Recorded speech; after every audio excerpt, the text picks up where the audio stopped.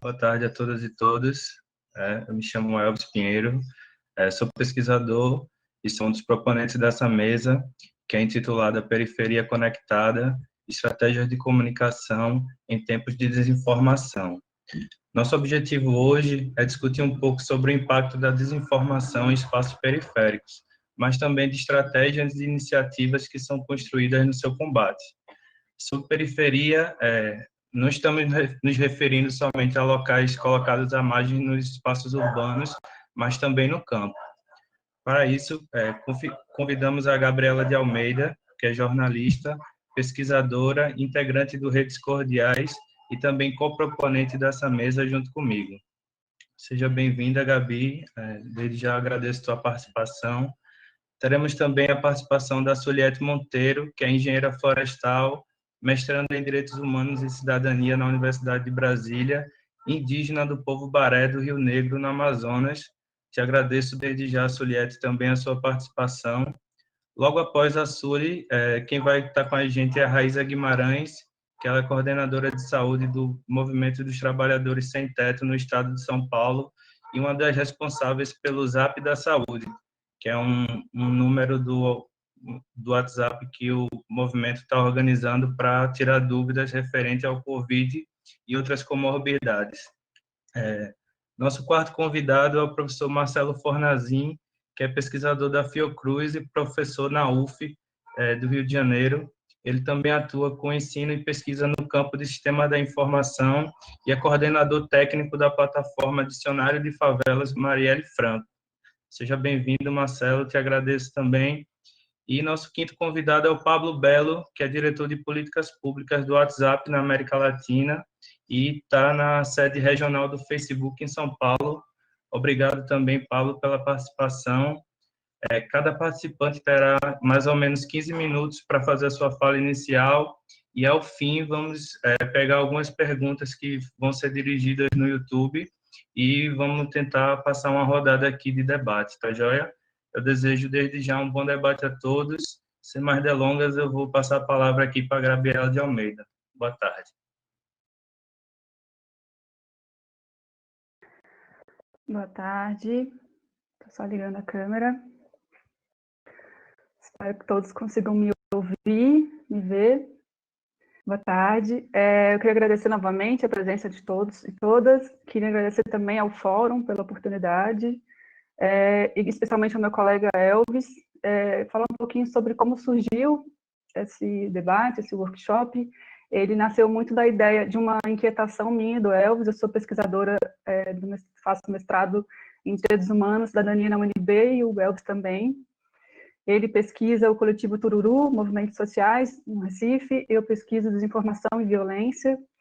E nas nossas andanças, né, entre movimentos sociais e periferias, enfim, discurso de ódio, desinformação, internet, a gente viu a necessidade de falar e dialogar sobre esses assuntos, falar um pouquinho sobre os caminhos que me trouxeram até aqui. Sou jornalista de formação e há um tempo já eu me dedico à pesquisa e também a reportagens, enfim, sobre direitos humanos e cidadania. A minha pesquisa é especialmente sobre desinformação e violência, né, as violências que podem ocorrer em decorrência da desinformação na vítima dessas mentiras e também seus familiares.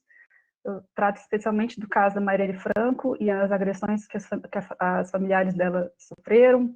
Então, a gente entender que os xingamentos, as ameaças, tudo que ocorreu em decorrência desses boatos que surgiram sobre a vereadora, fazem parte desse universo, né, enfim, fake news, que a gente costuma falar, discurso de ódio. E, a partir de então, a minha busca por esses assuntos começou a percorrer outros caminhos também, entendendo como a desinformação pode afetar especialmente a população negra e periférica, né? Entendendo como afeta essas pessoas de uma forma ainda mais cruel e de uma forma distinta também, né? Então, eu pesquiso muito sobre, inclusive, narrativas que são criadas para criminalizar pessoas que foram vítimas de violência policial. Recentemente, eu fiz um levantamento sobre as pessoas que foram vítimas de ações que ocorreram no Brasil. Teve o próprio menino João Pedro, que além de ser assassinado, ele também foi vítima de fake news, com montagens que tentavam criminalizá-lo, associar a imagem dele ao tráfico. Isso não aconteceu só com ele, aconteceu com Marcos Vinícius, com a Agatha também.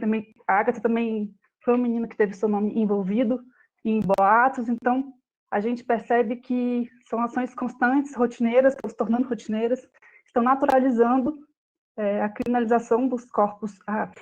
Agora a minha imagem está aparecendo. Essa criminalização, tomar só uma aguinha aqui. Nesse levantamento, eu apontei que, na verdade, os casos mais recentes a gente fala do João Pedro, mas também o próprio Evaldo, o músico que teve seu carro metralhado no ano passado, ele também teve o seu nome associado a uma série de inverdades. Então, a gente percebe que é uma construção que está sendo criada também nesse processo de guerra de narrativas, que é muito discutida, né? A gente tem falado muito sobre isso, mas isso não é em vão, a gente tem que entender que, na verdade, isso é um processo que tem acontecido de uma forma cada vez mais crescente, né? E é fruto do racismo e de como a sociedade tem operado para reforçar esses estereótipos e essa discriminação. E aí, essas minhas pesquisas também me levaram para outros caminhos. Hoje eu trabalho no Redes Cordiais, que é um projeto de educação midiática, e aí lá também a gente tem um trabalho super interessante, que é de oficinas de combate à desinformação para agentes comunitários de saúde e lideranças comunitárias, entendendo que essas pessoas são influenciadoras nos seus espaços, que elas têm um poder de influência enorme, inclusive de percorrer caminhos que muitas vezes o Estado não acessa. Então, é muito importante que essas pessoas dominem essas ferramentas. A gente costuma falar bastante aqui sobre internet, algoritmo, então a gente tem que traduzir todas essas questões e levar para a periferia tudo que a gente está discutindo amplamente. Essa semana no Twitter, por exemplo, a discussão que tem mais surgido em torno do racismo algorítmico, é muito importante que continue acontecendo, e quanto mais a gente conseguir traduzir essas questões e levar para outros campos, é o que a gente busca fazer. Então, o Redes Cordiais ele tem um trabalho muito grande de tornar, muitas vezes, mais próximo da população e levar para outros espaços essa discussão. E essa oficina a gente conseguiu formar mais de 1.000 pessoas, nossos vídeos tiveram mais de 1.000 acessos, e foi muito legal porque a gente teve um processo de troca, né? Então, foi um aprendizado mútuo, contínuo, coletivo, a gente continua em contato com essas pessoas, e aí ela surgiu muito de inclusive, o processo coletivo, ele foi desde o início feito de uma forma comunitária, assim. Nas trocas que eu tive com as pessoas que foram envolvidas, as lideranças, os agentes, a gente conversava com eles antes para poder entender quais eram as demandas, as principais queixas, as principais questões, a dificuldade de acesso a informações confiáveis sobre a Covid-19, a pandemia, né? Essa oficina surgiu no contexto da pandemia. Então,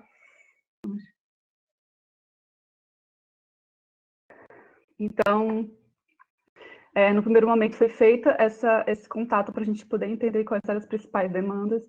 Depois a gente conseguiu criar conteúdos que dialogassem com a realidade daquelas localidades, entendendo que a desinformação atravessa as pessoas de uma forma completamente diferente e distinta. Eu acho que a gente tem um longo debate aqui sobre os efeitos da democracia, da desinformação na democracia, e eu acho que é um debate extremamente necessário, é importante que ele exista, mas a gente está falando de consequências cruéis, devastadoras, que estão acontecendo neste exato momento nos lares das pessoas, especialmente das pessoas periféricas e das pessoas negras. Então, durante a pandemia, e essa oficina também, a gente falou muito sobre isso, como, por exemplo, os golpes que roubam dados das pessoas e, consequentemente, muitas vezes roubam dinheiro, enfim, muitos desses golpes durante a pandemia usavam questões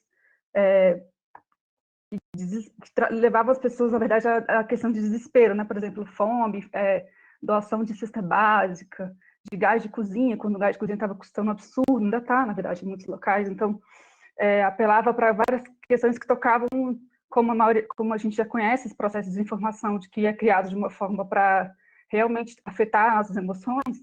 Esses golpes também são criados da mesma forma, para atingir do mesmo jeito. Então, a gente percebe que o número de golpes ele cresceu de uma forma absurda, então afetou uma parcela considerável da população, especialmente a população que estava numa vulnerabilidade maior, necessitava de gás de cozinha, auxílio gás, auxílio emergencial, então uma quantidade enorme de mentiras foram criadas a respeito do auxílio emergencial, o que dificultou o acesso de muitas pessoas a esse auxílio.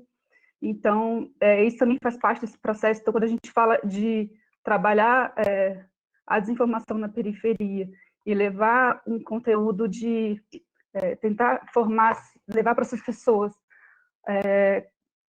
um entendimento mais profundo e complexo sobre como funciona o universo da desinformação, suas diferentes nuances, como as fake news podem surgir de diferentes formas, é a melhor forma que a gente encontrou para poder falar sobre o assunto.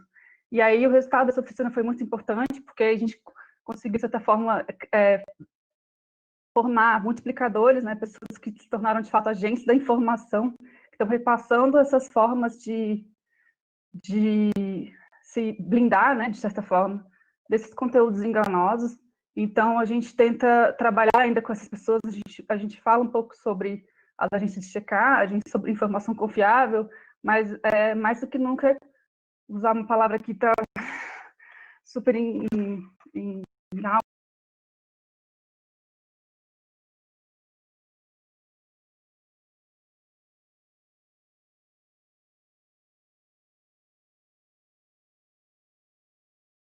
alta, assim, na verdade, acho que uma palavra que nesse processo ela cabe bem, e poder que as pessoas elas se deram com dos mentirosos. Então, esse é um acho que eu caí, gente? Eu tô aqui ainda. Ah, não, desculpa, é outra coisa.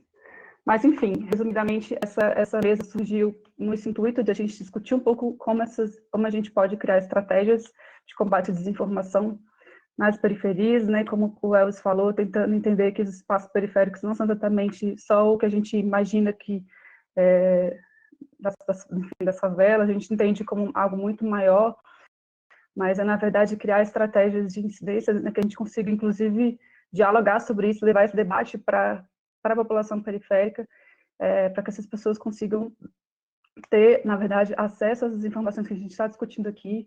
E o resultado dessa oficina foi muito positivo. A gente continua falando com as lideranças e com os agentes comunitários de saúde. O Pablo Belo está aqui do WhatsApp, e eu acho importante a gente pontuar isso, mas o WhatsApp tem sido uma das plataformas mais importantes nesse processo para a gente, inclusive porque a gente consegue ter uma troca imediata e atuar com uma certa rapidez quando os conteúdos enganosos eles surgem. De certa forma, ele acontece lá, ela acontece, a capilaridade do WhatsApp é enorme, né? Então, a gente sabe que os conteúdos eles circulam lá com uma certa rapidez, mas também lá a gente consegue agir de certa forma com rapidez também para poder tentar frear esse avanço da desinformação. Então, acho que é basicamente isso. Quem tiver dúvidas, eu estou à disposição. Juliette, né?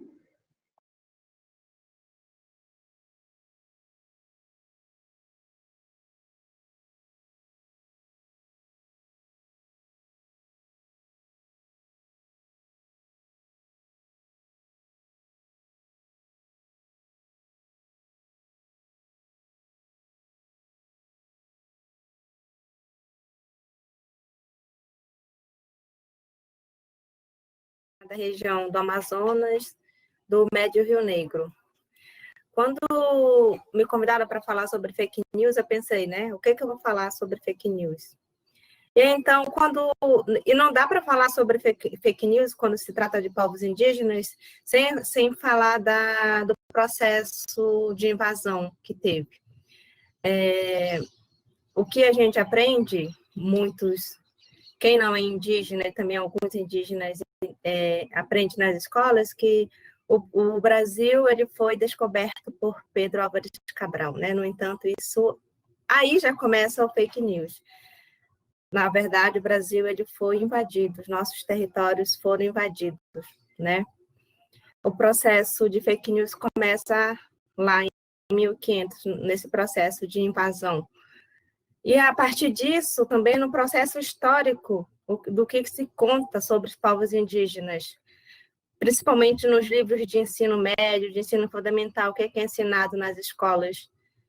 É ensinado que os indígenas trocavam espelho por terra.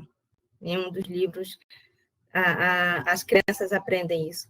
E quando a gente, enquanto indígena, passa a ter o acesso de estudo, de graduação, mestrado nas cidades, quando a gente fala que nós somos indígenas, as pessoas nos olham assustadas. Ué, mas você é indígena? Pensam que indígena é aquele ainda que anda pelado, é aquele indígena que mora em oca, é um indígena que anda pintado, é um indígena que devasta, que mata as aves para tirar pena, porque é isso que é contado. E a nossa maneira, enquanto povos indígenas, e quando eu falo povos indígenas, eu falo que nós somos 305 povos no Brasil, aproximadamente 200 línguas indígenas, então nós somos diversos. No entanto, nós somos diversos, mas nós somos iguais na coletividade, porque a nossa luta pelo território é uma só, então nós somos coletivo.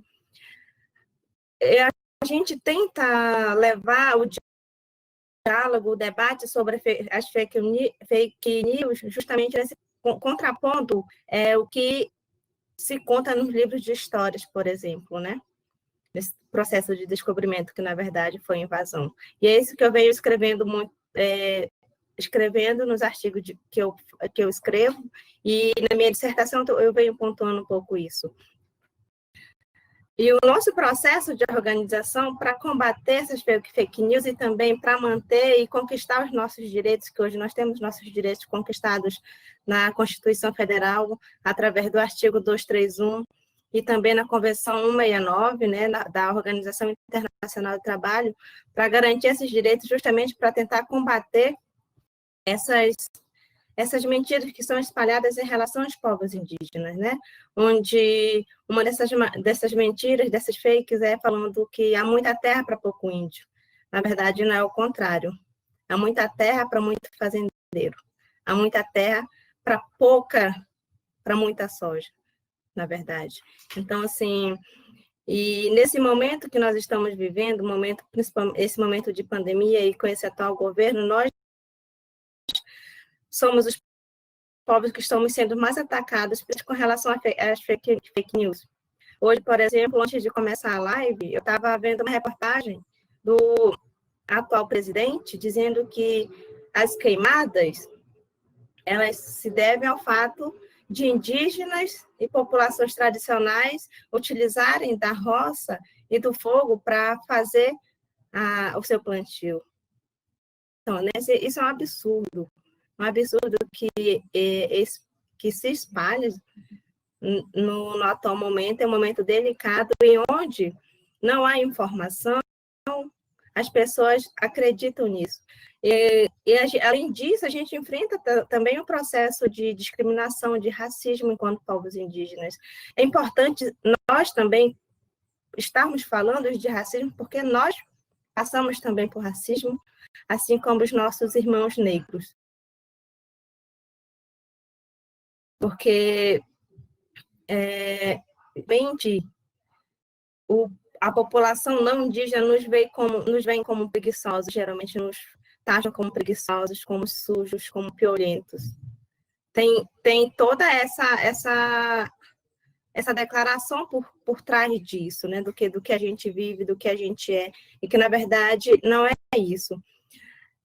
Atualmente, nós temos, os povos indígenas do Brasil estão organizados em formas de associação, federação e também representações, como algumas regiões do Nordeste têm seus líderes, no Norte também tem seus líderes, representados em forma também de associação. E através dessas associações, federações, se leva as informações que são realmente verdadeiras para as nossas comunidades. Principalmente agora também, em época de pandemia, a questão do auxílio emergencial, por exemplo, né? Que a gente sabe, quem acompanha de perto, essa questão, quem acompanhou de perto, que tem acesso realmente a fontes de jornais que são de confiança, sabemos que lutou para que fosse aprovado o auxílio emergencial de 1.200 foi a oposição no Congresso, e não foi o governo. E aí, isso ele chega nas nossas comunidades como se fosse ele que tivesse aprovado esse auxílio emergencial, tanto que subiu a popularidade dele, né? Então, a gente tentar trabalhar isso em algumas comunidades, em alguns povos, é um pouco difícil. Mas, por outro lado, as redes sociais também, elas têm nos ajudado um pouco nesse sentido, né? E é difícil, principalmente na região de onde eu sou, da região amazônica, que de Manaus para minha cidade são 3 dias viajando de barco, não tem avião, a internet que tem lá é muito ruim, é difícil, é precário, então, assim, é um desafio que a gente passa diariamente, se tratando de questões indígenas e de informações que sejam realmente verídicas, né? E, assim, a gente vem trabalhando realmente diariamente, como eu já falei, e é um trabalho a longo prazo que a gente vem fazendo, e às vezes também a gente ainda se depara com críticas, com críticas em relação a isso, de não indígenas, principalmente, né, onde fala que nós, aqui na universidade, nós não deveríamos estar fazendo política, porque o governo paga para a gente estudar e a gente ainda chega fazendo política e criticando. Ou seja, e assim, a gente recebe também, eu não geralmente evito falar isso, mas a gente recebe crítica de próprios parentes nossos que acreditam nessas fake news, e a gente trabalha isso de forma que leva informação verdadeira e dizendo que isso não é verdade. Tentando sempre estar ali trabalhar, conversar, dialogar de uma forma que não gere conflito entre os povos, porque esse processo de gerar conflito também vem desde a colonização, né, de colocar um povo contra outro povo. Mas hoje isso, felizmente, não está sendo mais possível, porque nós já temos acesso à internet, nós, assim, que estamos nas universidades,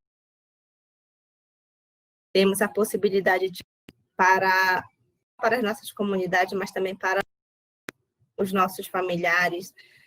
Lá na região do Médio Rio Negro, onde eu sou, são 23 povos indígenas. Então, a gente tenta, de certa forma, dialogar com os outros povos também e mostrar a realidade. Como eu falei, nem todas as informações chegam da forma que já chega distorcida, é realmente um verdadeiro telefone sem fio que a gente fala, né?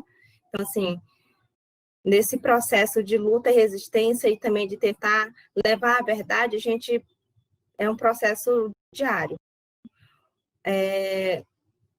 Atualmente, a nossa maior representação política no Brasil, enquanto povos indígenas, é a articulação dos povos indígenas do Brasil, que é a PIB. E também, na semana passada, ela sofreu ataque do general Heleno, né? Então, assim, quando a gente tenta levar, quando o movimento indígena, os líderes indígenas, quem está na frente, quem tem realmente a verdade, tenta levar as governo. Eu ia falar uma coisa aqui agora que mas muito nesse sentido, assim, sim, lembrei. Falar do caso, por exemplo, do caso de subnotificações de casos de indígenas que foram contaminados e de óbitos por Covid-19, né? A CESAI, que é a Secretaria de Saúde Indígena, ela não estava contabilizando indígenas, por exemplo, que moram em cidades, que não consideram. Quem mora em cidade, eles consideram como indígena urbano, enfim. E muitos casos de óbitos e também de indígenas que testaram positivo, eles não estavam contabilizando. Então, as organizações indígenas faziam essa contagem à parte e fazendo essa comparação com os dados do governo e os dados do movimento indígena, que foram dados sérios, feitos também por profissionais especializados na área, e também sofreram um ataque em relação a isso. Então, assim, sempre querendo subnotificar não só a questão do caso da pandemia, mas também desde da época da colonização. Então, assim, é um processo histórico de genocídio que a gente sofre há muito tempo. Então, assim, quando a gente fala de fake news, a gente não tem como falar da nossa questão do processo histórico que a gente viveu, porque a fake começa lá atrás, lá em 1500, e todo o processo de esbulhos que os nossos ancestrais sofreram, né, de retomada de terra para plantação de soja, do agronegócio, e sempre usando por meios legais, entre aspas, né, por meio de projetos de leis, decretos, instruções normativas, para legalizar um crime. Então, assim, é uma situação que a gente, sim, e eu quero dizer que nós estamos abertos ao diálogo, né, para tentar esclarecer outro caso surjam algumas outras dúvidas no decorrer da minha fala, e eu acho que no momento é isso que eu tenho para falar, e se tiver alguma pergunta posteriormente, eu estou aqui para responder. Obrigada.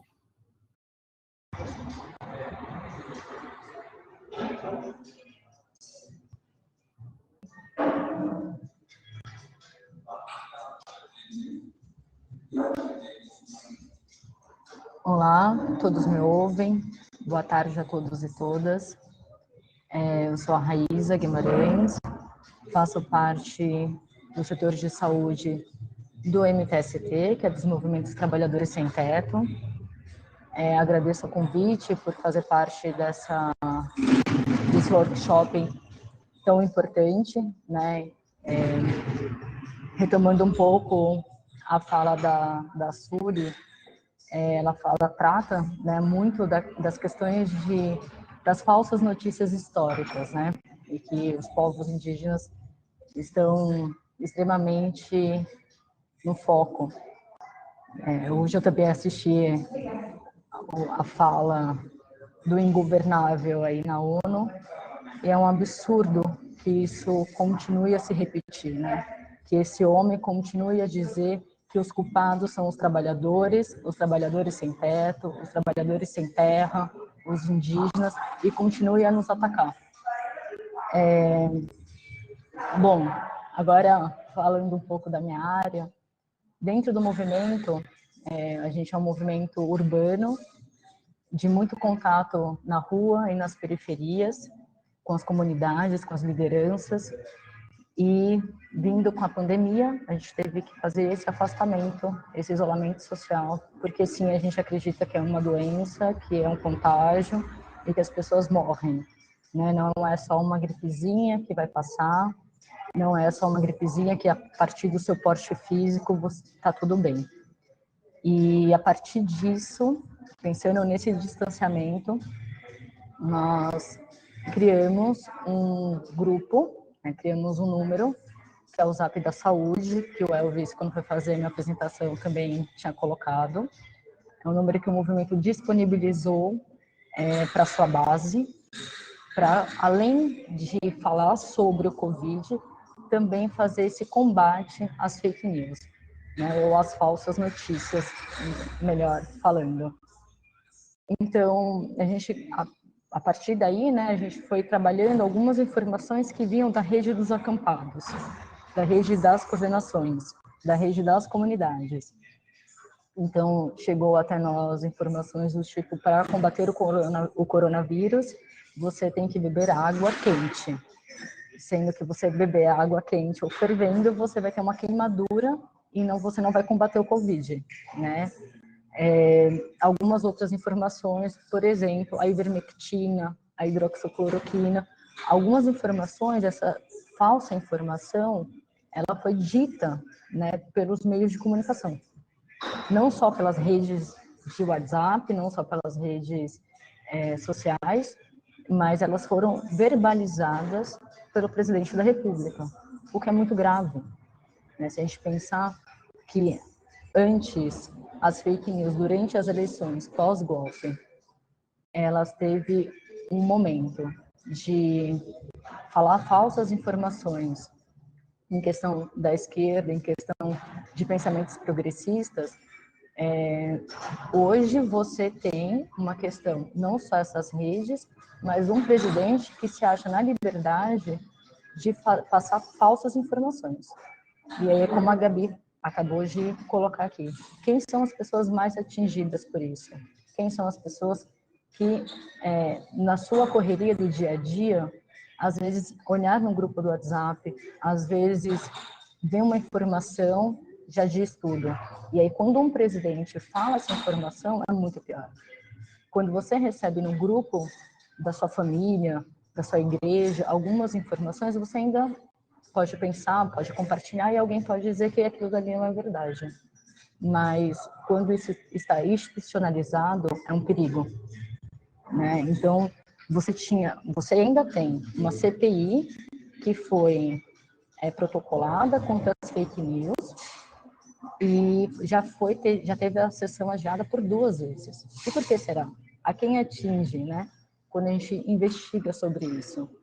Então, a gente tem o gabinete do ódio, que hoje, durante a Covid, se transforma no gabinete da morte.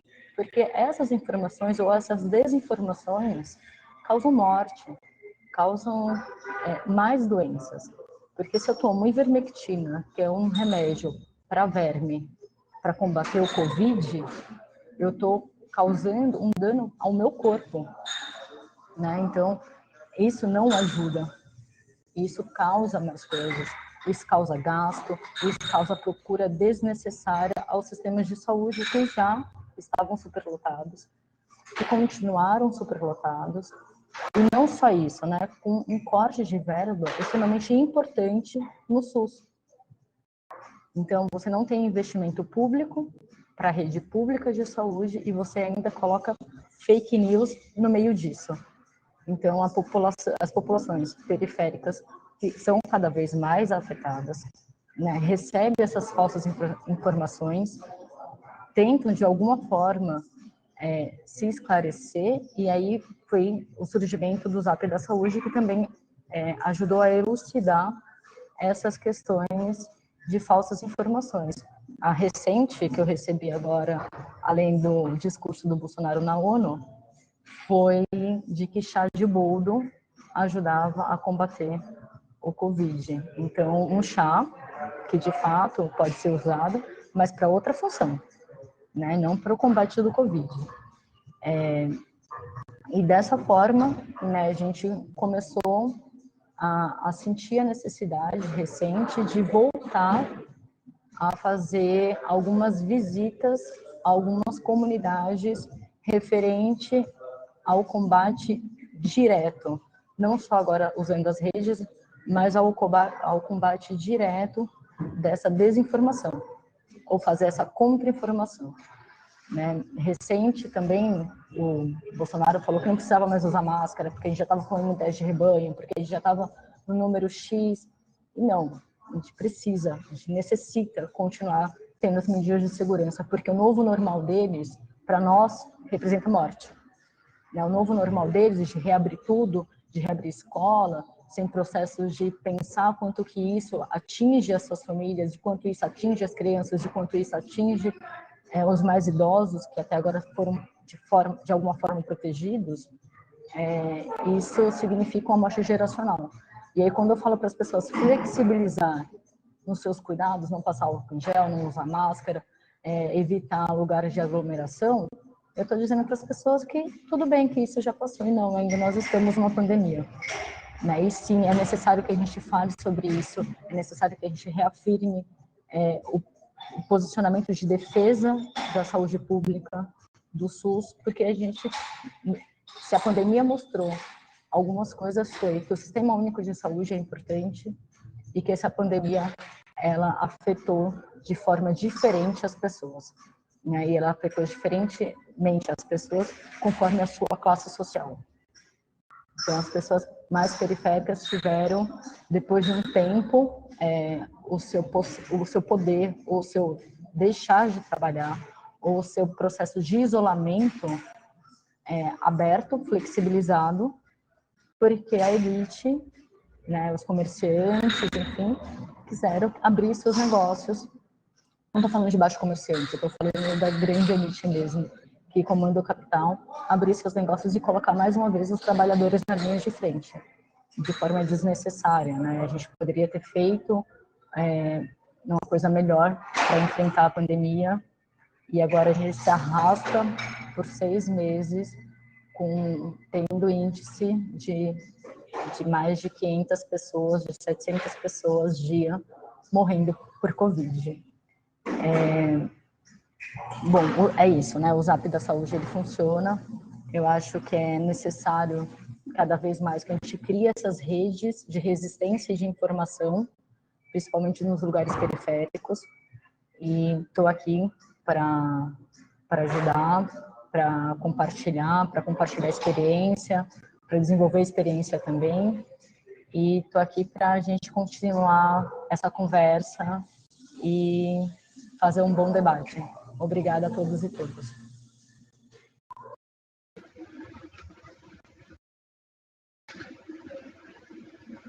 Boa tarde, pessoal.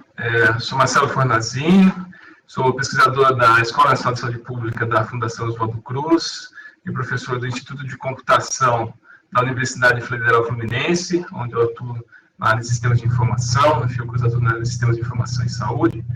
E eu atuo também como coordenador técnico do Dicionário de Favelas Marielle Franco, que é coordenado pela professora Sônia Fleury, pesquisadora da Fiocruz. E eu, como coordenador técnico, faço a parte da plataforma, de construção dessa plataforma, manutenção e evolução do software do MediaWiki. O Dicionário de Favelas é uma wiki, vou explicar um pouco para vocês a respeito disso daqui a pouco. Então, esse software do Dicionário de Favelas, eu sou responsável pela manutenção e evolução dele, junto com a nossa equipe técnica. Agradecer o convite do Elvis e da Gabriela para falar aqui hoje com vocês, compartilhar a minha experiência com o dicionário. Também hoje eu lamento o falecimento do professor Luiz Antônio Machado, que faleceu ontem, no Rio de Janeiro. O professor Luiz Antônio Machado é um grande intelectual dos estudos sobre favelas, um grande militante, defensor dos moradores, esteve sempre juntos, por décadas, junto com os moradores, formou um grande número de pessoas que estão espalhadas pelo Brasil e pelo mundo, e nos deixou ontem. A gente homenageia ele, que para a gente é uma grande referência e também integrante do Conselho Editorial do Dicionário de Favelas. Então, fica aqui nossa mensagem, uma saudação para o professor Luiz Antônio Machado, que vai estar sempre com a gente, iluminando o nosso caminho. Não posso deixar de lembrar que no domingo, dia 20, né, fez um ano da morte da menina Agatha Félix, que foi morta quando estava voltando para casa junto com a sua mãe no transporte público, né, por tiros de policiais que atingiram esse transporte. Fez um ano. E nesse mês de setembro também fazem 30 meses do brutal assassinato da Marielle Franco, que era uma colaboradora do dicionário, estava colaborando com o dicionário, e hoje é homenageada, é uma referência para a gente também. 30 meses que esse crime bárbaro aconteceu, e até hoje ele não foi esclarecido, né? Os mandantes, não se sabem os mandantes desse crime, a polícia não conseguiu esclarecer até hoje isso. Voltando ao assunto da representação hoje, eu gostaria de, antes de falar, saudar as palestrantes que falaram anteriormente, a Gabriela, a Juliette, a Raíza, que colocaram questões fundamentais aí para esse debate a respeito das fake news, com as quais eu concordo, e fico indignado quando nós ouvimos falar, vemos essas mentiras sendo disseminadas a respeito desses povos que estão aí lutando, né, que sofreram historicamente com uma série de violências, discriminações, e à medida que se consegue algum direito, alguma conquista, passa a se discriminar mais ainda. Esses povos estão lutando pela sua sobrevivência, lutando pela sua dignidade. Então, não posso deixar de falar isso. E minha proposta hoje é trazer um pouco para vocês a experiência do Dicionário de Favelas enquanto um mediador de saberes, dos diversos saberes que são construídos a respeito das favelas, com as favelas, nas favelas. Então, todos esses saberes que estão associados sobre as favelas. Eu sou professor de computação e da área de sistemas de informação, então acaba que eu tenho um viés da área de tecnologia, mas vou tentar elaborar algumas coisas a respeito da questão da comunicação, das fake news, pensando também pela tecnologia e não olhando só a tecnologia como dispositivos, equipamentos e software, mas também num olhar sociotécnico, né? Como parte do nosso dia a dia, é isso que eu vou tentar fazer. Eu pedi a Luísa para passar para o próximo slide, por favor.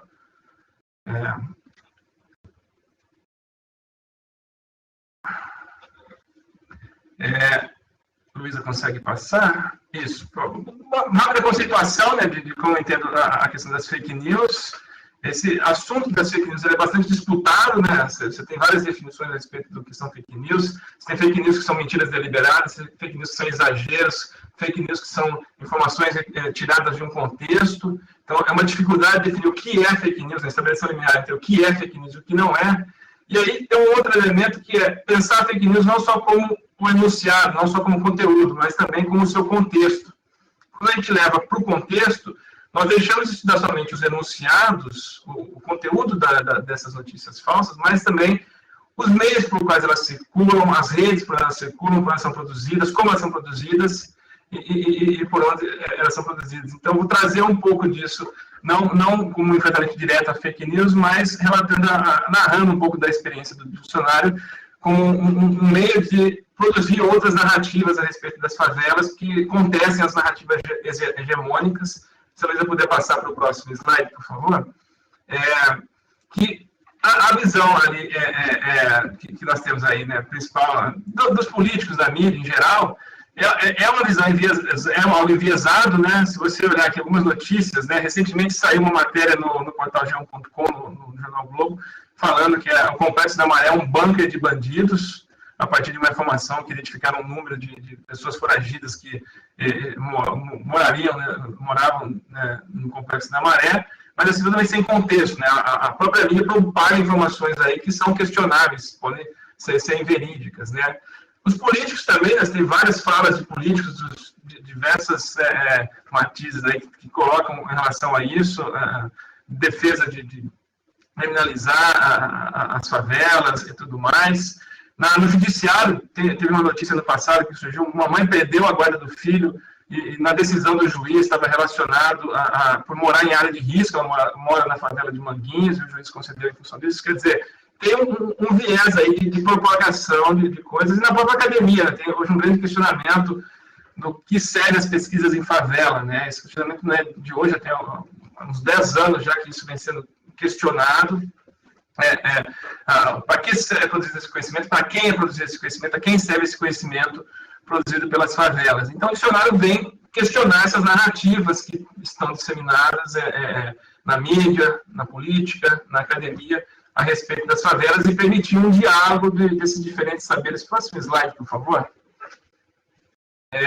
A favela também, todos os problemas nós sabemos de falta de investimentos, de falta de infraestrutura, de abandono do poder público, mas também é um lugar de muita potência, de muita cultura, de muita construção e muita sociabilidade, né? Os moradores criam laços muito fortes e juntos conseguem fazer coisas muito ricas dentro do ambiente de favela, que aparentemente, né, alguns entendem como um ambiente de escassez. Um exemplo aqui, o Jornal da Maré, que divulga informações, circula em todo o Complexo da Maré.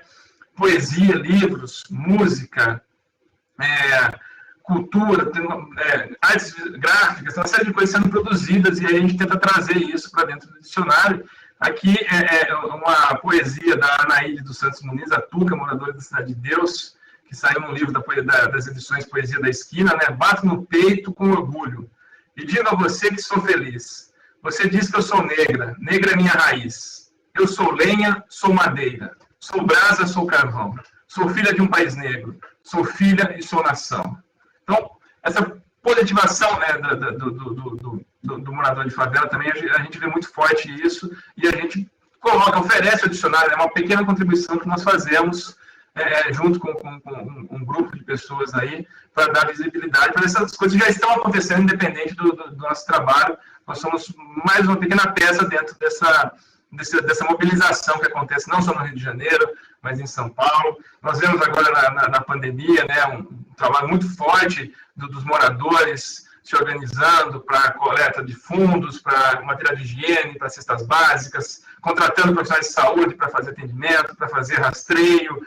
O Rio de Janeiro hoje tem um painel Covid das favelas, que as próprias favelas alimentam e publicam, está no Rio Monte. Então, tem tudo isso, um pouco disso a gente quer contribuir, mostrando. Passa para a próxima, por favor. E aí, explicando o que é o Dicionário de Favelas, né? Ele é uma plataforma virtual de acesso público que visa ali reunir, produzir conhecimentos, veicular conhecimentos sobre as favelas e periferias. Então, a gente trabalha uma perspectiva colaborativa e pública, né? O software é software livre, que nós utilizamos, é o MediaWiki, o software da Wiki. Os conteúdos são disponibilizados na licença Creative Commons, então qualquer pessoa pode acessar, não tem custo de acesso. Hoje ele é financiado pela Fundação Oswaldo Cruz e pelo CNPq, então os custos de manutenção do ambiente são custeados por recursos de pesquisa que viabilizam isso. E aí nós produzimos essa construção de conhecimento. O projeto é coordenado pela professora Sônia Fleury.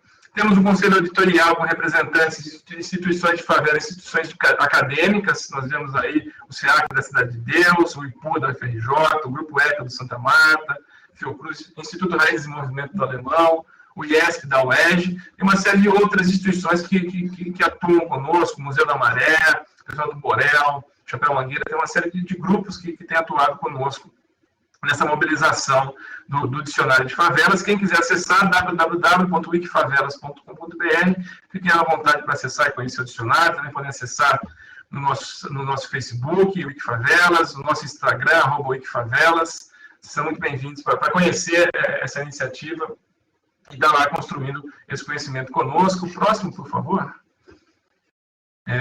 E aí, temos alguns objetivos, né, muito fortes, a questão da preservação da memória das favelas, as memórias que muitas vezes são apagadas, que são esquecidas, então, trazer essas memórias para o dicionário, uma perspectiva interdisciplinar de superar barreiras em diferentes áreas do conhecimento, superar distâncias entre o que é produzido na academia, o que os moradores produzem, trazer tudo isso num espaço, vamos dizer assim, horizontal, onde esses saberes possam dialogar, né? E aí, com isso, contribuir pelo direito à cidade, uma sociedade mais justa, mais igualitária. Nós partimos de alguns princípios. Um desses princípios é a pluralidade de conhecimentos. A gente entende que não existe um conhecimento único social, né? São diferentes narrativas, e aí nós promovemos esse diálogo, questionamentos que deviam ser feitos, controvérsias, para que diferentes pontos de vista possam ser manifestados no Dicionário de Favelas, e o leitor possa encontrar ali, né, a chegar à sua conclusão. A gente não quer estabelecer uma verdade única a respeito do conhecimento. Então, por isso nós trabalhamos com a pluralidade. Também a questão de autoria, né? Nós trabalhamos de forma colaborativa, mas, de algum modo, reconhecemos as pessoas que contribuem, fazemos nominatas de colaboradores, de autores que contribuem, para, assim, engajar a participação das pessoas na construção do dicionário. E esse caráter de interdisciplinaridade, né? De não criar fronteiras, caixinhas de conhecimento, mas poder esses conhecimentos dialogarem. Próximo, por favor. O dicionário ele tem um site, né, onde ele está hospedado. Hoje ele funciona tanto para computador quanto para celulares. A maioria dos nossos acessos são por meio de celular. Então, hoje temos um foco grande. Trabalhamos com a plataforma MediaWiki. Se passar para o próximo, por favor, tem alguns números do dicionário. Hoje nós temos 612 verbetes ou artigos escritos no dicionário, 351 colaboradores, também temos fotografias, vídeos. E esse conteúdo está organizado, né, em eixos de análise. Esses eixos não são limitações, mas são formas da gente estimular a criação e reunir esses conhecimentos. Então, a gente trabalha com o eixo de Estado e mercado, relações de Estado e mercado, a questão do associativismo e da memória das favelas, questões de sociabilidade, de cultura nas favelas, e um eixo que surgiu fortemente a partir de março, que é o coronavírus nas favelas, né? Nós produzimos muito material, aí, o dicionário, né, reuniu muito material em relação ao coronavírus, e dentro de cada eixo se desenrolam categorias temáticas, mas, no fundo, tudo isso se mistura, né? A partir da ideia de hiperlinks, né, de hipertextos, esses conteúdos vão se relacionando dentro da Wiki. E aí, próximo, as nossas estratégias, né, vão muito na ideia de mobilização, então não basta ter um site que funcione bem, tecnologicamente, eu na área de computação, né, tenho essa preocupação, mas esse site também tem que ser atrativo e mobilizar as pessoas. Aí tem todo um trabalho de mobilização que nós fazemos de oficinas, de lives, de uma série de atividades para engajar pessoas a se interessarem a escrever para o dicionário. A questão da valorização da memória, dividir as separações entre os saberes, né? E aí também criar um coletivo, né? A ideia não é pensar o conhecimento como algo privado pertencente a indivíduos ou às organizações, mas como um bem público, algo que pertence a todos nós como sociedade e a ninguém individualmente. Próximo, por favor. Falando em relação ao coronavírus nas favelas, né? A gente criou uma seção específica, né? É o linkfavelas.com.br/coronavírus. Nós temos um mapa de apoios para doações, nós temos notícias, uma catalogação com mais de 500 notícias sobre as favelas, temos descrição de materiais para como fazer uma máscara, tem um processo que o pessoal de Santa Marta fez de sanitização, usando produtos para sanitizar as ruas, os becos, as áreas públicas do Santa Marta, que isso a gente observa que teve uma redução da transmissão do coronavírus também. Então, a gente relata tudo isso a respeito, com a chegada da pandemia, produzindo essa informação sempre baseada na realidade local ali, né? Não uma informação desconectada, mas uma informação territorializada que nós fazemos. Próximo, por favor. Eu estou indo para as conclusões. A gente acredita que, de um lado, ter um software livre, gratuito, que possa ser adaptado e modificado de acordo com as necessidades que surgem com o tempo, né? A gente não trabalha com objetivos pré-definidos, a gente trabalha com um processo emergente, à medida que as demandas surgem, nós incorporamos essas demandas dentro do dicionário, junto com o processo colaborativo, nas quais todos podem escrever, independente da sua posição acadêmica, ou liderança, morador, ele é aberto, né? Basta se cadastrar, nome, e-mail, você consegue já escrever, editar para o dicionário, e aí a gente constrói o dicionário, que é um conteúdo construído por diferentes atores sociais, gratuito, disponibilizado. Ele deixa só de ser um repositório e passa a ser utilizado, né, por escolas, por outras pessoas que vão utilizar esse conhecimento. Entendemos ele como um bem público, né, porque ele pertence a todos nós como coletivo, a partir da ideia de conteúdo aberto, né, e ninguém o aprisiona de maneira privada. Então, é algo que é ofertado para a sociedade. Por fim, nós estamos aí produzindo sujeitos, né, mais ativos que vão produzir esse conhecimento e temos um olhar mais crítico em relação a esse conhecimento. Não somente um olhar passivo em relação a recebendo conteúdo, consumindo conteúdo, mas colaborando, produzindo esse conteúdo em conjunto, né, e aí passa a ter esse olhar mais ativo a respeito das favelas. Passa o próximo e último slide. Então, nós entendemos isso, que construir a tecnologia não basta, temos que construir a tecnologia, a nossa rede de colaboração. E à medida que essa rede de colaboração se fortalece, nós recebemos mais demandas para fazer a tecnologia mais aprimorada. Então, é o que a gente chama de sociotécnico. À medida que a rede social vai se aprimorando, se expandindo, se fortalecendo, nós conseguimos avançar também, aprimorar a base tecnológica. E aí, com isso, engajamos mais pessoas que vão contribuir para isso. Então, a gente vai criando a tecnologia e a sociedade, construindo isso ao mesmo tempo. Isso implica em não ter alguém que controle isso, como eu falei, de uma forma emergente, né? A rede vai se formando e a rede vai pautando a construção tecnológica do dicionário. Nós acreditamos que dessa forma a gente consegue fazer um conteúdo com o qual as pessoas se identificam e se valorizam esse conteúdo e se engajam, né? E aí a gente consegue, de alguma modo, enfrentar a produção de conteúdos falsos que são produzidos em qualquer outro contexto e chegam para as pessoas de forma indefinida, né? Eu agradeço a apresentação, a oportunidade de falar com vocês. O último slide é só o encerramento. Por favor, próximo. E estou aqui à disposição para as questões e para o debate. Obrigado.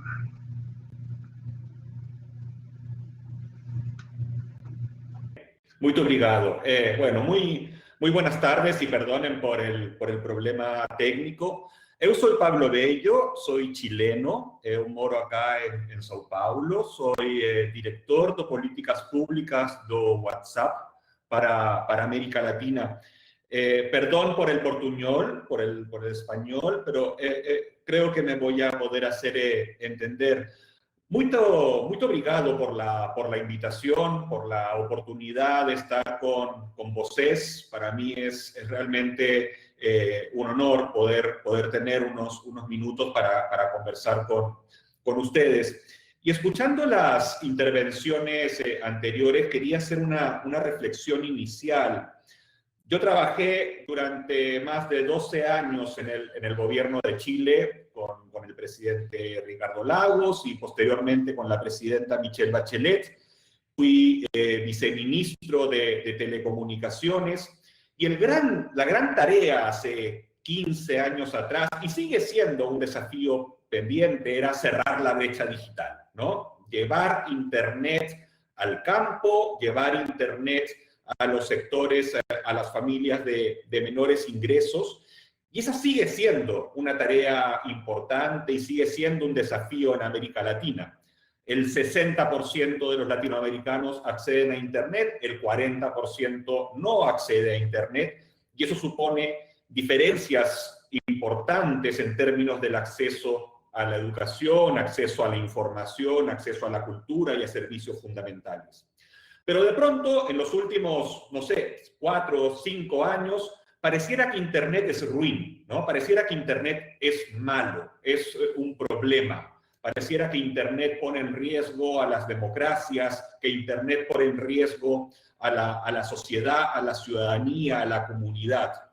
Y es evidente y es indudable que hay problemas, y es evidente y es obvio que hay desafíos y tenemos que trabajar para enfrentarlos. Pero Internet no es ruin. Internet no es ruin. Internet es una herramienta de transformación. Y algo que mencionaba Zuli previamente me hizo mucho pensar al respecto. Las fake news no son un invento de hoy. Las fake news han existido desde que el ser humano es ser humano y vive en sociedad. Y la historia escrita en los libros está llena de fake news. Y es posiblemente uno de los primeros momentos, si no el primer momento de la historia en la que las personas que no son los que tienen el poder están de alguna manera narrando y escribiendo lo que está ocurriendo en las comunidades. Cuando hay voces distintas contando realidades, eso también pone nerviosos a quienes han tenido siempre el control. Y este me parece que es un tema central, porque cuando se enfrenta el fenómeno de la desinformación, es preciso, obviamente, enfrentar el problema de la desinformación que afecta la democracia. Pero a veces también se confunde con un intento de control, ¿no? Un intento de mantener el control por aquellos que han controlado siempre el relato y la narrativa histórica. Y ese creo que es un aspecto importante a preservar, sobre todo cuando se piensa en la regulación. ¿Cómo se regula y para qué se regula un tema tan sensible como la libertad de expresión y cómo se democratiza la posibilidad de que sean distintas voces las que puedan narrar la construcción del presente para crear los libros de historia del futuro, ¿no? Eso me parece que es importante. ¿Por qué WhatsApp está participando de esta conversación y por qué está en el centro o es parte de este debate tan importante sobre la desinformación, pero también sobre la democratización del acceso a espacios de conversación? Lo primero es que, especialmente en el caso de Brasil, WhatsApp es una plataforma tremendamente importante, increíblemente importante. Yo cada vez que veo los números y las estadísticas, hicimos una encuesta hace un poco más de un mes con Datafolia y los números son impresionantes, ¿no? El 92% de los brasileros usan WhatsApp para comunicarse. El 86% de los brasileros se informan a través de WhatsApp. El 64% de los brasileros utilizan WhatsApp diariamente para trabajar. El 83% de los brasileros están comprando incluso a través de WhatsApp. Dicho sea, WhatsApp hoy día es una lifeline, una infraestructura fundamental del funcionamiento de la economía y de la sociedad brasileña. Y lo que es espectacular, lo que es impresionante, es que estos niveles de uso ocurren en todos los segmentos socioeconómicos, ocurren en la ciudad, ocurren en el campo, ocurren en los centros urbanos donde se concentra la riqueza y ocurre también en la periferia. Entonces, WhatsApp es una herramienta que fundamentalmente ha contribuido a democratizar el acceso a las tecnologías de la información y la comunicación. Indudablemente, en WhatsApp ocurren cosas, ¿no? Como en todos los espacios y en todos los... es algo inherente a toda tecnología y a toda herramienta que se puede utilizar para el bien y se puede utilizar para el mal. Algunos elementos de contexto que son importantes mencionarlos. Más del 90% de las conversaciones en WhatsApp son entre dos personas, son uno a uno.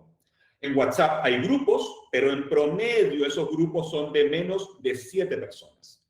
Menos del 5% de los mensajes de WhatsApp son reencaminamientos y menos del 0,5% de los mensajes de WhatsApp son mensajes altamente compartidos o mensajes viralizados. ¿Por qué digo esto? Porque WhatsApp es fundamentalmente una plataforma de comunicación de espacios privados.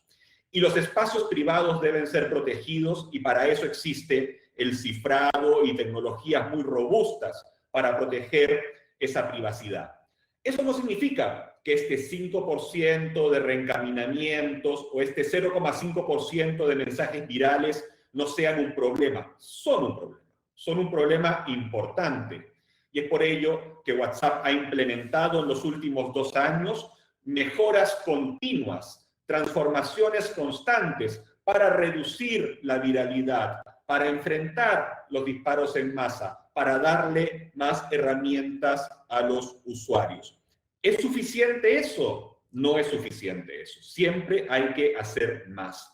Y este es un ámbito que para mí me parecía central traer a la conversación desde la perspectiva de WhatsApp, que tiene que ver con el concepto de comunidad, ¿no? Y cómo la comunidad es capaz, y de hecho en Brasil hay notables casos de ello, de utilizar una tecnología que es simple, una tecnología que es robusta, una tecnología que es fundamentalmente accesible para favorecer la construcción de espacios comunitarios. Cómo se empodera la sociedad y cómo se empoderan las comunidades a través del uso de herramientas masivas, como es el caso de WhatsApp. Más de 120 millones de brasileños usan WhatsApp todos los días. Son miles de millones de mensajes que se envían cada día. Y es por eso que al ser una herramienta central hoy en día para la sociedad brasilera es que tenemos un compromiso y tenemos una responsabilidad y por eso hay un equipo de WhatsApp trabajando, es basado acá en Brasil, para contribuir a la democracia, para contribuir a los procesos electorales. Estamos haciendo parcerías con el Tribunal Superior Electoral, hicimos parcerías con el Ministerio de Salud para que la información a través de un chatbot, en este caso, sobre el coronavirus fuese la correcta, fuese la adecuada y se pudiese enfrentar el fenómeno de la desinformación con información correcta. Lo mismo hicimos con la Organización Mundial de la Salud. Ahora, dicho eso, ¿qué se puede hacer adicional y cuáles son los desafíos que están pendientes? Yo tiendo a pensar, y esta es una opinión, que hay mucho espacio para seguir explorando en el uso de una plataforma con los atributos que tiene WhatsApp en el espacio comunitario. Y sabemos que hay iniciativas interesantísimas en Brasil y que estamos apoyando algunas de ellas. Conversaba más temprano con algunos miembros de la agencia Lupa, por ejemplo, una agencia de checaje, ¿no? de fact-checking, de chequeo de información. Y ellos están trabajando con colectivos en diversas favelas para generar un sistema comunitario para enfrentar la desinformación con información correcta, utilizando, por ejemplo, Instagram. Entonces, vamos a ver si podemos también facilitar el uso de WhatsApp como una plataforma para que las comunidades en el ámbito de las favelas, en el ámbito de las organizaciones territoriales y en el ámbito también de las poblaciones rurales del campo puedan aprovechar y generar sus propias soluciones. Acá no se trata en una lógica paternalista, de decir, mire, acá llega una empresa internacional, una empresa de Silicon Valley, a decirle a la sociedad cómo se tienen que enfrentar los problemas estructurales. Al contrario, a veces también esas empresas hemos sido o podemos ser parte de los problemas, indudablemente. El tema es cómo se construyen capacidades para que la propia comunidad y la propia sociedad pueda enfrentar y pueda utilizar y pueda crear sus propias soluciones. Iniciativas hay muchas. Ya conocemos, algunos de los que me acompañan en el panel han desarrollado iniciativas en el ámbito de la salud, por ejemplo, utilizando WhatsApp. Sabemos que hay desinformación que fluye respecto del coronavirus y que, entre otras plataformas, también utiliza WhatsApp. ¿Cómo se enfrenta eso? ¿Cómo se enfrenta el fenómeno de la desinformación? Se enfrenta con censura, se enfrenta con restricciones, se enfrenta con consejos que se dediquen a revisar contenidos y decidir qué es lo que es correcto o qué es lo que no es correcto.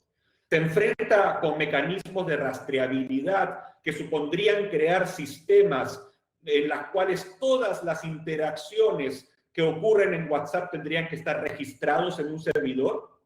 O se enfrentan con educación, se enfrentan con buenos canales de información objetivos que permitan efectivamente llegar a la ciudadanía de manera masiva, se enfrentan con soluciones creativas como lo está haciendo el gobierno de Taiwán, que por cierto hay una entrevista fantástica de Paula Soprana en Folia hace algunos días a la ministra transgénero de los temas vinculados a Open Government, hablando justamente de esto, de cómo se enfrenta la desinformación con instrumentos creativos y con instrumentos adecuados.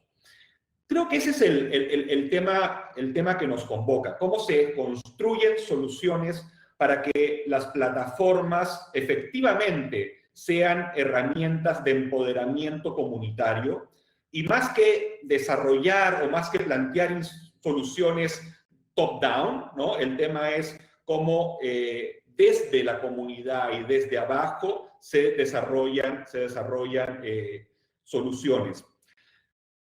Estamos en un momento particularmente importante donde la desinformación de alguna manera pareciera ser que crea realidades. El escenario político global y el escenario político en Brasil, yo naturalmente no voy a referirme expresamente a mis propias sensibilidades, digamos, ¿no? Pero indudablemente eso requiere reforzar capacidades tecnológicas y capacidades sociales para generar oportunidades que las diversas historias se puedan contar y donde además exista capacidad de enfrentar.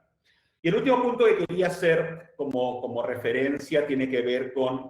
hay dos aspectos en realidad que quería hacer como referencia. Uno es el chequeo de contenidos, el fact-checking. Creemos que el fact-checking es sin duda importantísimo. Una de las razones por las cuales WhatsApp es tan exitosa y tiene tantos millones de usuarios en Brasil y en el mundo, tiene que ver con el uso de lo que se llama el Zero Rate Service, ¿no? Esto que el uso de WhatsApp no va en contra de las cargas del prepago, de los planes de telefonía móvil. Eso es muy importante porque, por una parte, eso facilita que muchas personas puedan utilizar WhatsApp, particularmente familias, personas de menores ingresos, pero también es un problema, porque cuando se quiere contrastar una información y hay que ir a Internet, hay que navegar en Internet, eso, por cierto, consume datos, ¿no? Entonces, ahí entras en un problema. Y es por eso que las agencias de fact-checking que operan en WhatsApp, que es decir, que desde WhatsApp es posible reenviarles y hacerles consultas y hacerles contenido, es un mecanismo que funciona dentro del espacio del zero rate, es decir, no supone costo para las personas, para los usuarios, ¿no? Y que al mismo tiempo logra darle una respuesta a las dudas y a las preguntas específicas que cada quien pueda tener. Y es por eso que una de las tareas importantes en las cuales WhatsApp ha estado trabajando tiene que ver con expandir las parcerías de fact-checking en Brasil. Actualmente se está trabajando con Aosfatos, hay un número de WhatsApp de Aosfatos, se puede enviar un contenido a Aosfatos y ellos podrán verificarlo. Se está trabajando con Comproba, un consorcio masivo de medios de comunicación acá en Brasil, que va a estar también en los próximos días, esperemos que antes, obviamente, de las elecciones, disponible su chatbot para estos efectos. Se está trabajando con otros medios.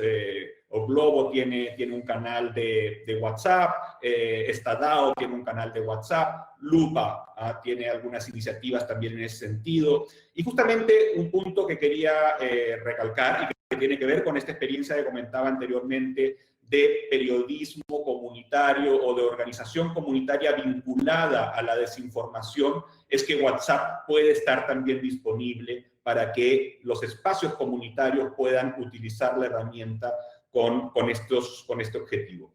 Y el segundo y el último punto que quería mencionar finalmente tiene que ver con el rol de la educación, ¿no? En realidad, no hay forma de enfrentar la desinformación si no somos todos y cada uno de nosotros también responsables de lo que compartimos, ¿no? Y esta es una tarea importante, es una tarea de todos, es una tarea en la cual creo que los medios de comunicación, la sociedad, las organizaciones de base, las empresas de tecnología, debemos también trabajar juntos y trabajar más juntos para realzar la responsabilidad y la importancia que cada uno de los usuarios tiene en el compartir realidad, el compartir hechos y no compartir rumores. En los próximos días yo espero WhatsApp va a lanzar nuevamente, porque ya lo ha hecho antes, una nueva campaña de sensibilización para que justamente seamos todos más responsables. Y seamos todos más responsables, por cierto, también incluye a las plataformas y también incluye a WhatsApp. Y eso también necesariamente puede, si ese es el caso, pasar por soluciones regulatorias y pasar por leyes y por normativas como las que se están discutiendo en el Congreso de Brasil. Lo importante es que esas regulaciones sean favorables, no, digamos, permitan la masificación de las voces, no sean soluciones que controlen, no sean decisiones políticas que minimicen la diversidad, que afecten la libertad de expresión y que afecten la privacidad. Y eso es lo complejo, y es por eso que a nivel mundial no hay regulaciones de referencia para enfrentar de manera adecuada la desinformación en el ámbito nacional o en el ámbito específico de las comunidades, porque no hay soluciones mágicas, las soluciones son complejas y requieren espacios de conversación y espacios de reflexión como el que estamos teniendo ahora. La desinformación es un mal, la desinformación es un problema, pero también es cierto, como lo comentábamos al principio, que la desinformación no es algo nuevo. Las tecnologías pueden acelerar esa desinformación, su impacto, pero también las tecnologías pueden ser una parte importante de la solución para enfrentar sus consecuencias. Y ese creo que es un poco la tarea que nos convoca, y es por ello que estamos acá, estamos trabajando y estamos participando de este panel. Y nada, simplemente agradecer por la invitación y felicitar a todos los que me han antecedido por las fantásticas iniciativas tan importantes para contribuir al fortalecimiento del tejido social y de la democracia brasileña. Muchas gracias. Valeu, Pablo. Valeu todo mundo que falou. Realmente foi uma tarde inspiradora até agora, e eu vou falar rapidamente algumas perguntas que a gente recebeu. Rapidinho, vou perguntar primeiro para a Gabi, para a Gabriela já, que tipo de desinformação você percebeu que circulou com mais frequência, né? E eu vou fazer também para a Gabi, que eu sei que ela está inteirada nesse assunto, então, se ela sabe de mais exemplos, né, mais ações no combate à desinformação em comunidades periféricas. Gabi, passo para você. Olá, eu queria agradecer aos convidados, às convidadas, foram falas incríveis, muito enriquecedoras para o debate. Eu queria falar um pouco sobre o que o Paulo falou, um pouco da Súlia, um pouco de tudo. Vou resumir nessa pergunta do Web também, que fizeram. E é isso, como o Pablo falou, a gente não tem uma bala de prata, né, para combater as fake news, a desinformação. Não é uma ação única, né, é um conjunto de ações. E algo que o Pablo pontuou, que é muito importante, que é preciso responsabilizar, né, que as pessoas tomem para si a responsabilidade, na verdade, que elas entendam que elas são parte do processo. E o que a Suliette comentou sobre como as fake news são antigas, né? A gente entende, ela enquanto povo indígena, né? A gente entende que o racismo também foi forjado, né? A ideia que as pessoas têm das pessoas negras, ela também foi forjada nesse ambiente de mentiras. Então, essas ferramentas são importantes para que a gente possa contar as nossas próprias histórias, que a gente possa contar as nossas trajetórias e criar contranarrativas, né? Que a gente possa dividir de fato o que é importante e necessário. E sobre os agentes que são influenciadores, né, a Juliette falou sobre o caso do Brasil especificamente, de como as pessoas públicas, o presidente, como o que ele fala vale como verdade, e é muito importante que a gente se atente para isso, inclusive quando se trata de comunicação periférica, entendendo que no começo do ano, assim que o presidente fez uma fala que minimizou a pandemia, uma fala bem simbólica sobre a gripezinha, no dia seguinte as pessoas voltaram a agir de uma forma irresponsável em relação ao Covid. Então, esse foi um caso emblemático para a gente entender um pouco mais sobre como as pessoas que têm um papel influenciador, que são agentes políticos, e não só pessoas que estão ocupando cargos políticos, mas influenciadores no âmbito geral, pessoas que têm muitos seguidores e têm formadores de opinião. O que essas pessoas falam, elas têm que ter um pouco mais de responsabilidade, porque as pessoas, de fato, elas partem desse processo, então elas começam, de fato, a tomar essas atitudes a partir do que essas pessoas falam como verdade, né? E aí eu acho importante também a gente trazer para essa discussão a responsabilidade da mídia, de como o jornalismo declaratório ele vem atuando, é uma forma antiga, né, que o jornalismo tem de atuar, de só reproduzir a fala das pessoas, e a gente tem que repensar qual é a necessidade disso hoje, em um tempo de guerra de narrativas, né, uma expressão que tem sido amplamente utilizada para tratar desses assuntos, mas é isso, a gente não pode simplesmente mais reproduzir a fala de um governante, mesmo que seja absurda e bizarra, porque justamente o que está engajando mais, o que está acelerando mais esses processos de espalhamento de conteúdo falso e enganoso, é justamente a gente oxigenar a mentira, né? Então, quando a gente reproduz conteúdo mentiroso, mesmo que seja para chamar atenção, na verdade, a gente está dando mais gás para aquilo, fazendo ir além. E aí, sobre as mentiras que mais circularam, que a gente pôde verificar na oficina, foi uma crescente, assim, de conteúdos que tinham a ver com álcool, tomar álcool com limão, álcool, enfim, das mais diversas formas, né? Então, a gente teve relatos, por exemplo, de uma liderança comunitária, uma agente comunitária também de saúde de Pernambuco, que falou para a gente que o vizinho faleceu porque ele ficava no bar, ficava tomando álcool todos os dias, porque era uma pinga com mel e limão, iria talvez brindá-lo do coronavírus. Então, essa pessoa ficou tomando lá álcool todo dia, tá? A cachaça, e aí, quando ela foi para o hospital, já era tarde demais, foi de ambulância, enfim, veio a óbito.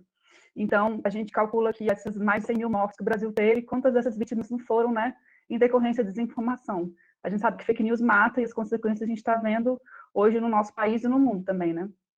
E as outras notícias muito informações falsas muito comuns que a gente verificou eram receitas caseiras de alho, algumas coisas nesse sentido, algumas que relacionavam a boldo, acho que até a Raíssa comentou também. E eu acho que o que a gente tem que se atentar para uma crescente que são conteúdos falsos que têm como principais elementos instrumentos que são de combate à Covid, né? Que são, assim, as máscaras, em diversos momentos, já foram alvo de desinformação, falaram que ela, enfim, podia matar as pessoas, enfim, intoxicadas. Também teve de que as máscaras estavam vindo da China contaminadas, não era para você aceitar. Então, isso foi um problema para os agentes comunitários de saúde também, porque tinha gente que não queria aceitar as máscaras porque estava vindo da China, então tem uma questão de xenofobia muito grande. E aí depois veio uma crescente de fake news sobre termômetros, que, se vocês puderem observar, inclusive, muitas dessas mentiras circularam, associando os termômetros a pistolas e armas, para as pessoas não deixarem que esses instrumentos fossem apontados para a cabeça. Então, hoje, se você vai num lugar, as pessoas, a temperatura é medida no seu pulso, né, em decorrência dessas fake news. Então, a gente percebe esse avanço, e a minha preocupação maior é com a vacina que vai vir, porque já está sendo uma crescente, né, esse movimento anti-vacina. Então, está vindo para o Brasil com força, então a gente precisa cuidar mais, se atentar mais para o que vem por aí. E falar sobre um pouco das saídas que a gente pode encontrar. Eu acho que é muito importante a gente pensar em oficinas para capacitar essas pessoas, pensando exatamente em buscar ferramentas que sejam mais acessíveis. A gente fez, por exemplo, via YouTube ao vivo, mas era um link que era disponível para as pessoas assistirem quando elas pudessem, quando elas tivessem internet com uma facilidade maior. Não optamos por Zoom, nem nenhuma plataforma que exigisse um tipo de preenchimento de formulário, ou qualquer coisa que dificultasse, ou que tivesse que baixar um aplicativo, porque, como o Pablo falou, nem todo mundo tem dado, né? Então, a realidade brasileira é muito diversa, então é difícil a gente contar com isso. Então, existem já formas também de criar conteúdos, como a gente criou também para o WhatsApp, circular no WhatsApp, a gente criou o PodZap, que era uma forma que a gente criou um programa em que a gente dava orientações sobre desinformação, Covid e discurso de ódio via áudio de WhatsApp. E eu acho que é importante a gente pensar também em criação de brigadas comunitárias, né? Em grupos locais que possam circular conteúdos confiáveis e blindar a desinformação de uma forma mais rápida, com celeridade. Acho ótimo que as agências de checagem estejam se aproximando do grupo coletivos comunitários de comunicação, porque acho que é a forma mais fácil da gente conseguir combater isso de uma forma ágil. E eu acho que, resumidamente, eu tentei falar rápido para poder pegar tudo, Elvis, mas se tiver mais alguma dúvida, eu estou por aqui, tá bom?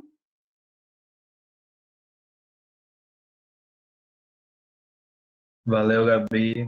Muito obrigado. A gente ainda teria mais perguntas para fazer. Infelizmente, a gente encerrou o tempo. Eu queria agradecer a todas as pessoas que participaram aqui, Suliette, Gabriela, Raíza, Marcelo, Pablo, todo o pessoal do CGI e do NIC-BR que deram maior apoio aqui para a gente para fazer essa mesa. Esse é um evento que está incrível. Aqui na descrição do Facebook embaixo tem um link para quem quiser participar da conversa, tem um espaço de socialização do evento, e eu aconselho todos a continuarem participando do FIB10. Muito obrigado, e eu espero que no próximo ano a gente se encontre na versão local, ao vivo. Saúde a todos. Muito obrigado, gente.